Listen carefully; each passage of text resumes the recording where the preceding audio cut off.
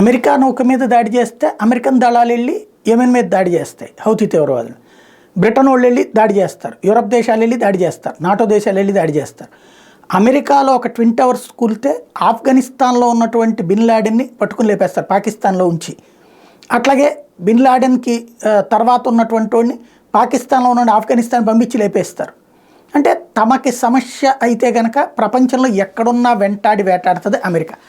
అదే ఇజ్రాయెల్ మీద ఏకంగా సైనిక దాడే చేసినటువంటి హమాస్ తీవ్రవాదుల విషయంలో వాళ్ళని వెంటాడి వేటాడతా ఈవెన్ ఇజ్రాయెల్ పౌరులు వాళ్ళ చేతుల్లో ఉన్నా సరే బందీలను విడిచిపెట్టండి రాని వాళ్ళ మీద ఒత్తిడి చేయడం మానేసి బందీలు విడిపించుకోవడం కోసం నువ్వు యుద్ధం చేయబాకని, రఫా మీదకి వెళ్ళబాక, ఖాన్ యూనిస్ ఖాన్కి వెళ్ళబాక, దక్షిణ గాజాకి వెళ్ళబాక, ఉత్తర గాజాకి వెళ్ళబాక అని చెప్పి ఉపన్యాసాలు ఇచ్చేయడం అమెరికా యూరప్ దేశాలు వంతవుతోంది. దాన్నే తోసిపుచ్చాడు ఇజ్రాయెల్ ప్రధానమంత్రి నెతన్యాహు. ఖచ్చితంగా రఫా మీద దాడి చేసి తీరుతామని ప్రకటించాడు.